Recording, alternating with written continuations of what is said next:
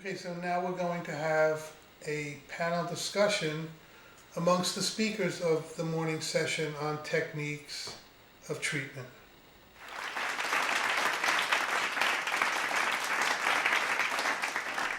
One, if I could just start, because I think what you said was very interesting, Ivo, was about the anticoagulation. I was just curious, just maybe down the list, how do we deal with post-procedural anticoagulation in patients who have just had an angioplasty, and maybe even bifurcate that angioplasty good flow, angioplasty not so good flow, and stents? I mean, Gary, how do you deal with that? A typical angioplasty patient will send home on full-strength aspirin for 6 months and then encourage them to go down to an 81 milligram dose after 6 months.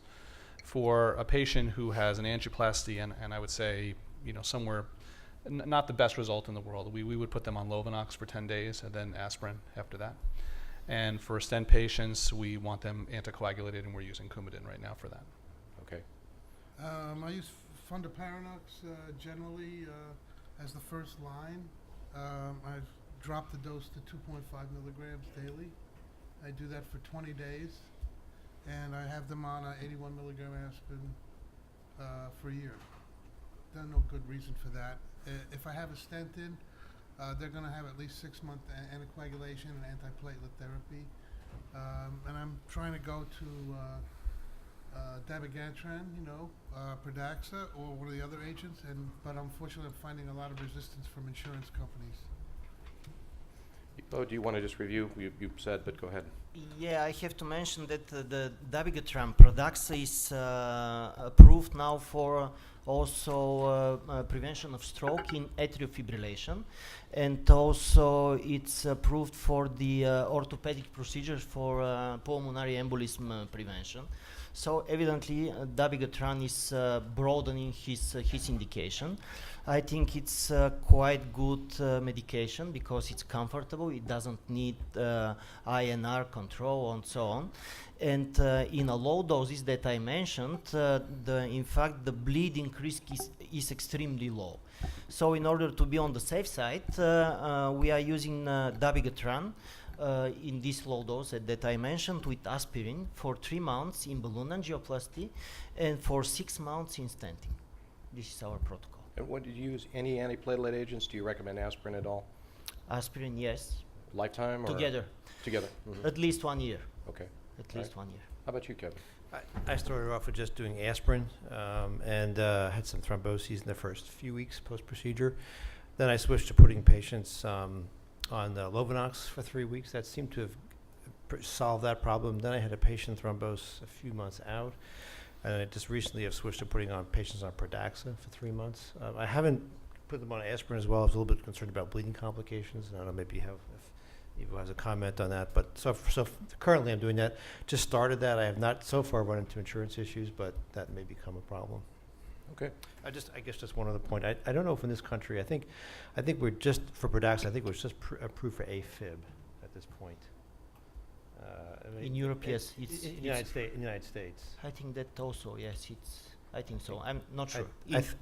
For Europe, I'm absolutely positive. Yeah, for Europe it has been used there longer. And the only problem may be is if a patient doesn't have AFib, it may kind of set off a red flag for the insurance companies. Yeah, and in our practice, very similar. We kind of bifurcated with low flow and good flow.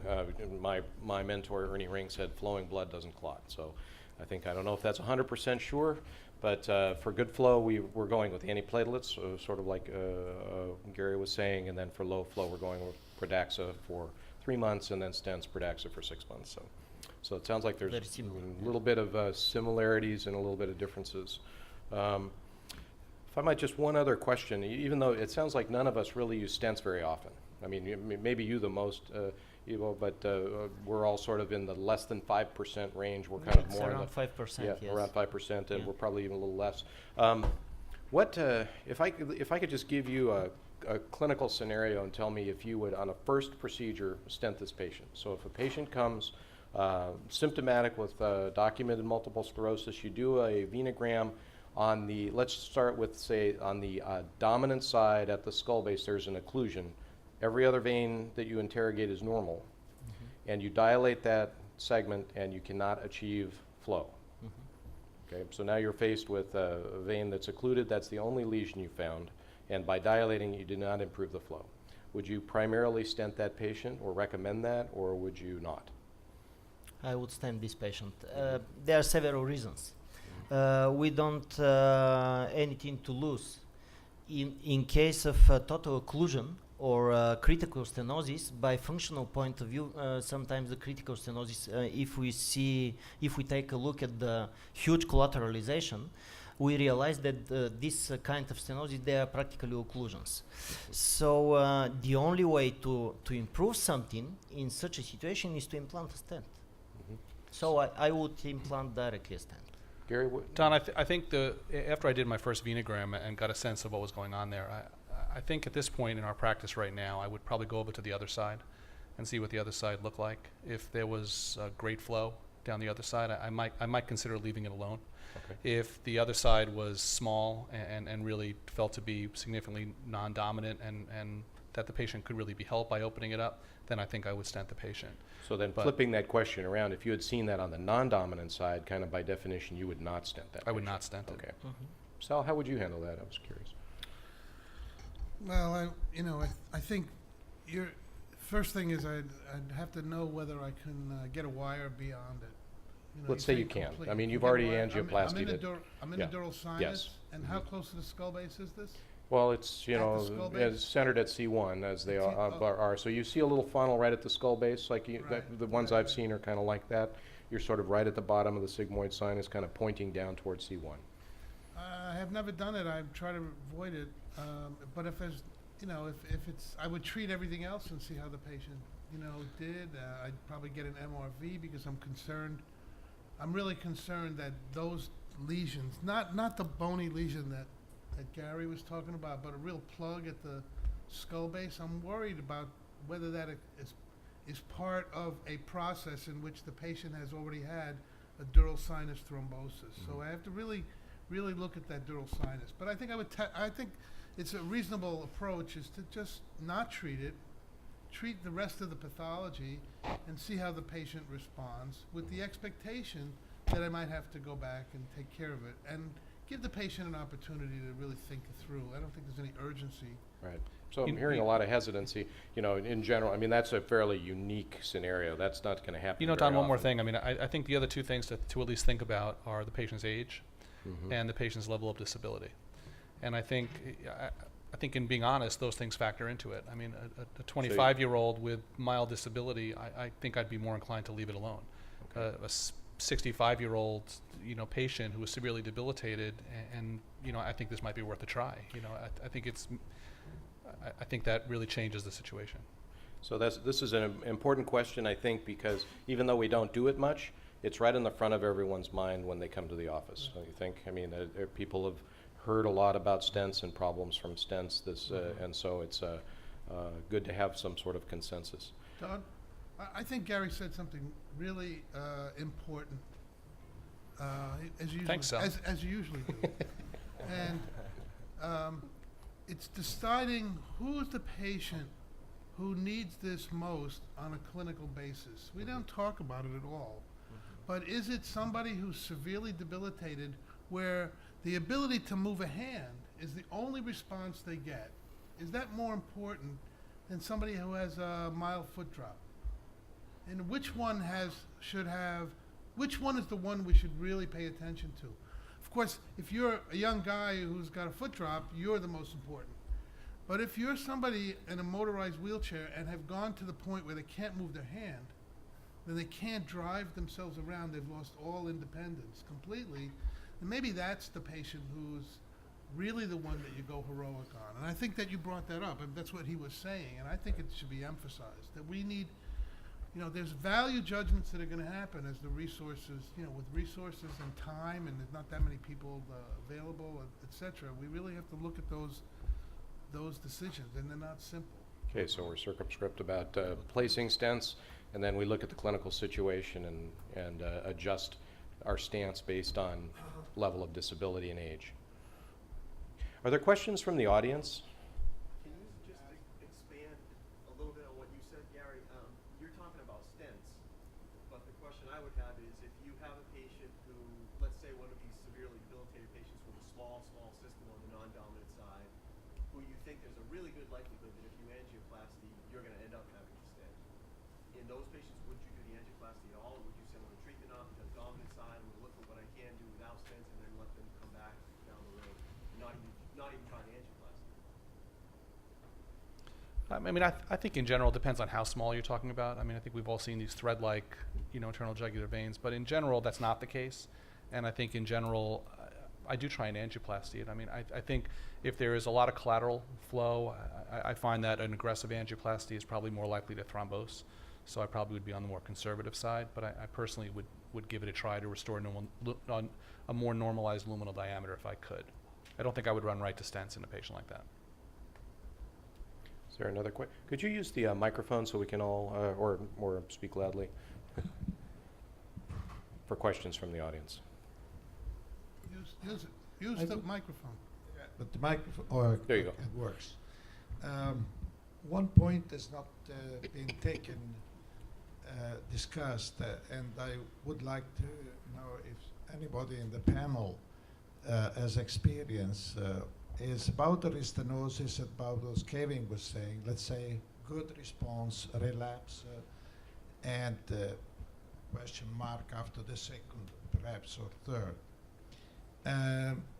Anybody of you is aware of surgery in these patients? Because in Zamboni group, I think we have Fabrizio here, can report 9 patients have been submitted to surgery and cervical approach to the lesion. And I'm aware in Milano and Monza, I don't know how many patients, but the re-stenotic patient have been operated upon by a sternotomy, which I think is extremely, and apparently those receiving a patch went fine.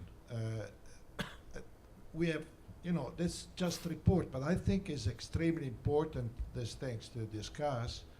I am very in favor of the cervical approach because it's much less invasive, not sternotomy, which seems to me rather redundant or excessive, just to say one thing. And then it's a profound, important message, that is, if you relieve the obstruction to venous reflow, you get good results, permanent good results. So I think it's an extremely important, waiting for the holy graft taking us the good stent or good balloon, I don't know. This might be an important solution for some patient having a redo unsuccessful PTA. So to reiterate, this was unsuccessful low jugular angioplasty, repeated valve level, and what is the role of surgery in those patients doing a patch venoplasty? Yes. And okay. Do we have any experience with patients being operated on either for that or fascial release or muscular slips or anything like that? I haven't seen anybody. No. So that's okay. But Luigi, we don't have any durability assessment yet, right? I mean, Fabrizio is here, he can tell their own experience that they know. It's not reported, these things, but they have done this patient. And personal, I know personally the surgeon in Milano, and I have to trust him. Now we're waiting for papers, but apparently it's an important message to think that in this patient, mainly in those you said, Tori, that's having severely disability score, if they are good responder to the first attempt and they have a relapse shortly, soon after, if there is this possibility, I think I would consider personally. I'm sure it's a nuanced Can I address something? I mean, in all due respect, I think that I don't think we're at the point yet in the evolution of this entire field and this entire body of knowledge to shrug our shoulders and say waiting for papers, not necessarily important. I mean, I think that whether it comes to surgery, whether it comes to cutting balloons, whether it comes to any of the things that have been discussed that for right now lie outside of the original work that was presented by Zamboni and his group over the course of the last couple of years, I think that we probably would be better off as a group to just take a step back and say, look, all these people that are doing all these great things, whether it's the surgical procedures, the cutting balloons, the cryoplasty, and anything that people are talking about, publish it. This should be a call by this group up here to say, if you're out there and you're doing things like this, write it down so we can all learn about it.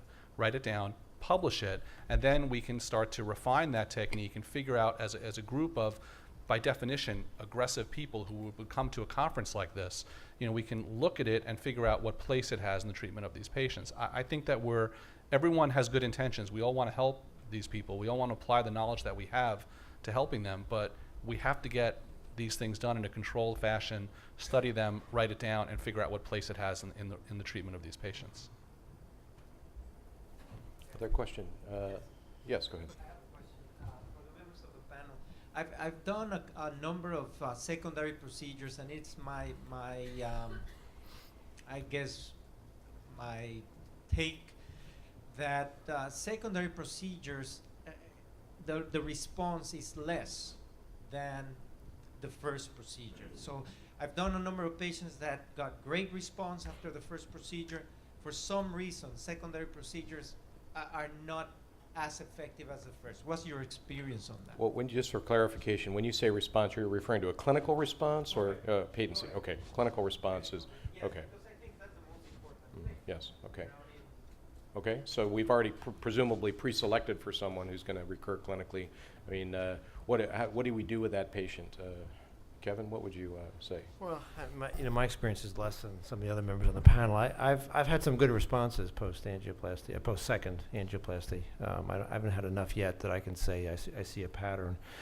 I think Gary raised the question: how many times can you do this? I'll tell you, in dialysis patients, we do it over and over, and from a technical point of view, we can get pretty good results doing. I haven't counted, but many times. I think the tipping point. But I don't think we should fall into a trap where we think that these are equivalent vascular beds. Yeah, and yes, and there may be things going on more centrally when, say, a vein restenosis or thrombosis that maybe perhaps sets the patient up for a lesser response the next time around. So Gary, you put up a spectrum, 1 to 30. I mean, where are we on that? Where would you say? I mean, I know the answer is always like in a lawyer. It's always depends, right? So, I mean, if somebody's coming back every 3 months with a clinical response and then a restenosis, how long do you do this? Do you just say? Well, we haven't. I mean, we've been. I haven't been willing to say I'm going to bring you back for a 4th, 5th procedure. I haven't been willing to do that. I think that I agree with Hector's comment. I mean, I personally, when I put up a slide that said the best case scenario is what they had. And again, my opinion, and it's anecdotal, but to me, the best case scenario I've seen has been what they've got the first time around. That means many have gotten less, and I think it's been disappointing, and that's why I think careful patient selection is really important, and just an honest conversation with the patients. I am in the camp that ultimately it's going to be stents that we're talking about that may hopefully do a better job if the right stent is ever developed. But I think for now, it's just having an honest dialogue with the patient and making sure their expectations are in line with what we've been seeing in reality. Sal, My experience is a little different. I unfortunately was shut down after being very early, and then having to sit on the sideline for 6 months while the rest of you guys were like banging away, dilating a bunch of cases.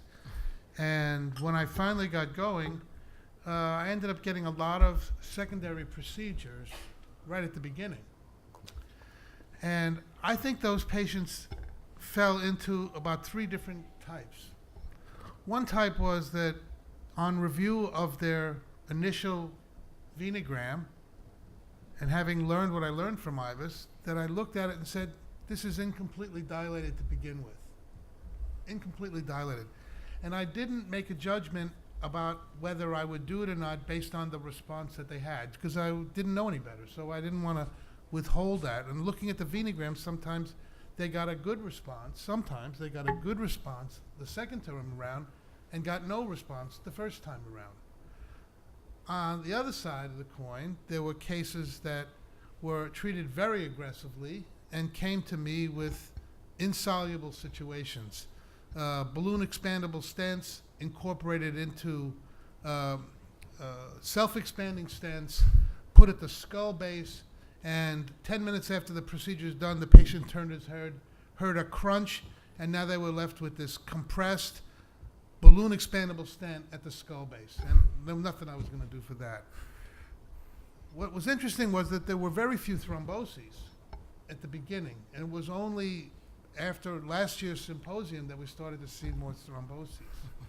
So I became very jaundiced about being able to predict anything about anything. Okay. And I left myself open to trying everything. Ivo, you had good. Yeah, what Sal is saying, it's absolutely true. There are no predictors, no rules. In our experience, I think that the lower the EDSS disability score, the bigger the probability of good clinical response, let's say. This is our impression. And it's relatively true that after the secondary procedure, the improvement is less probable, but also is possible. So we had a couple of patients that they had severe restenosis. After some improvement, they had worsening. And after the secondary procedure, they again had the same level of improvement like the first procedure. So there are no rules and there are no predictors, unfortunately. And we need rules because I think patients, at least I've seen patients go from place to place, kind of chasing the web, chasing, a solution that, they didn't get a response that they thought they should have because their friend did, or on the blog there was this new technique someone else is doing. And I think that's where it's incumbent on us to come together and make sure we to some degree have a consensus on how we do the procedures. And I know, Sal, you were talking about that for our next meeting, to try and to some degree do that, and then understand what we're measuring so that we don't have this sort of chaotic provision. David, I saw you had a question. We assume that permanent good flow is the goal, but we also know the disease is not in the extracranial vessels, it's in the CNS venules. So are we confident about the pathophysiology of what we think we're achieving? And even though it's hard to measure, this group here has a probably better sense than anyone else as to, is it really the chronicity of good flow? Is it possible that it's the momentary increase in flow, the degree of increase in flow at the moment of the procedure? We don't have a good way of measuring it, but we don't really know what pathophysiology we're trying to treat. Is it a little plug in a CNS venule that we're trying to release? Is it improving the flow in the venules by improving the flow extracranial? What is your sense as to what it is that you're ultimately trying to treat? Yes, and so we had a talk on that a little bit yesterday, where there was this acknowledgement that we really have disease probably intracranial and extracranial, and that improving the extracranial circulation, at least one postulate was this is getting us above some threshold that then affects symptoms. But it's a point well taken. Do we have any thoughts on this? Or it's obviously becomes a tough situation in terms of treatment. Well, David, speaking as a neurologist now, that's what you're doing. So I usually have a disclaimer slide which says I don't treat multiple sclerosis. I treat CCSVI. And I make no illusion that I'm, in the short term, going to have any impact on multiple sclerosis pathology. That what I'm really doing is improving flow in the big vessels, and in some way that's unclear, but I'm not totally unclear, that affects some of the symptoms that are not uncommon in patients who have outflow obstruction of other veins for other pathologies. And those, the fatigue, some of the spasticity, urinary incontinence, those things I can get abrupt changes on. What's your hypothesis as to why you're getting improved? What do you think the mechanism is? Why do I have to have a hypothesis? It works. Right now, I don't know. You see, you're talking like a neurologist. Ivo, you had your hand up Yeah, there. I would say that it's very interesting, but it's maybe really probable mechanism that in a chronic vascular pathology, any chronic vascular pathology, in the late phase we have non-reversible microcirculation impairment, so damage.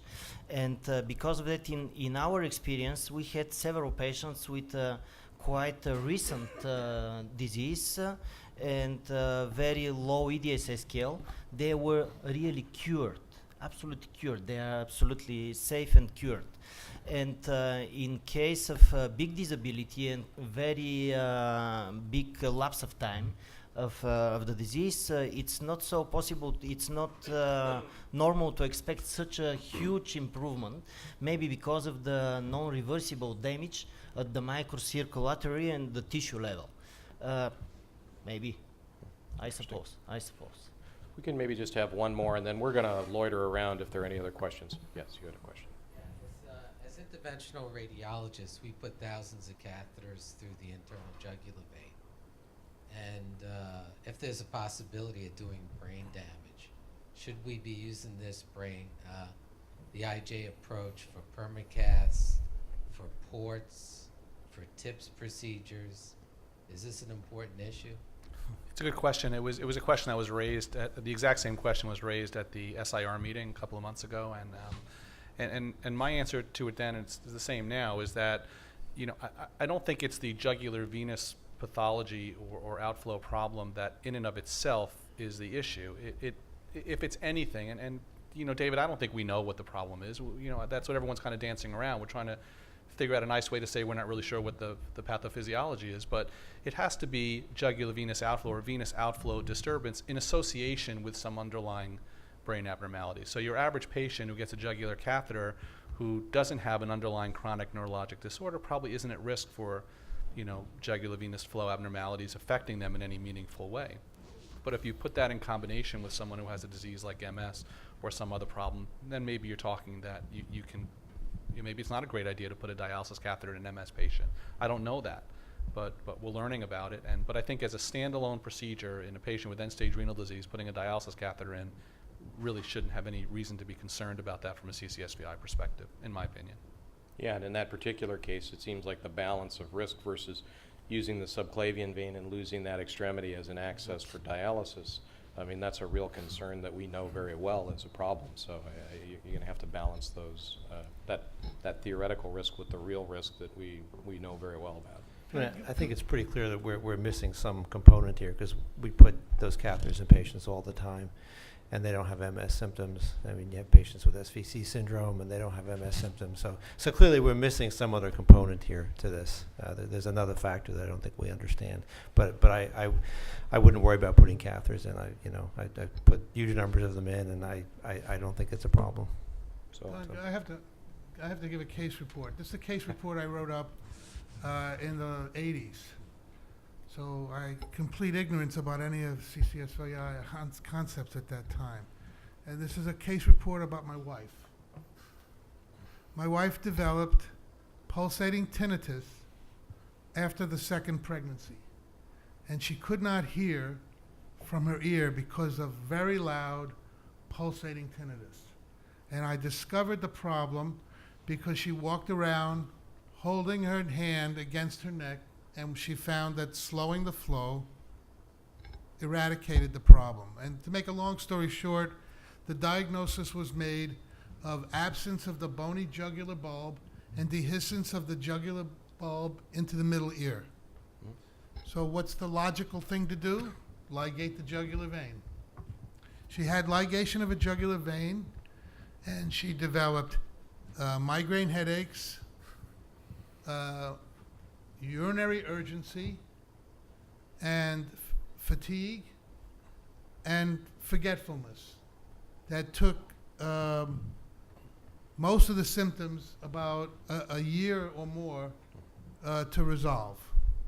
Now I understand what was going on. She has had an MRI of her head. She doesn't have plaques, but that I know. But so I think that there are acute symptoms that can happen, just like we know they can if you get a dural sinus thrombosis. So, and I'm not so sure that patients who are on chronic hemodialysis who have fatigue don't have symptoms of CCSVI. I mean, I think that's something we should explore, because we know that population so well. It would probably be an interesting research project. it's true. We've got plenty of people with between radical necks, radiation therapy, treatment of dural fistulas. There are a lot of jugular veins that have been deliberately occluded over the years. So I think at that, we're going to call it, and we'll linger around if there are any individual questions. Thank you very much.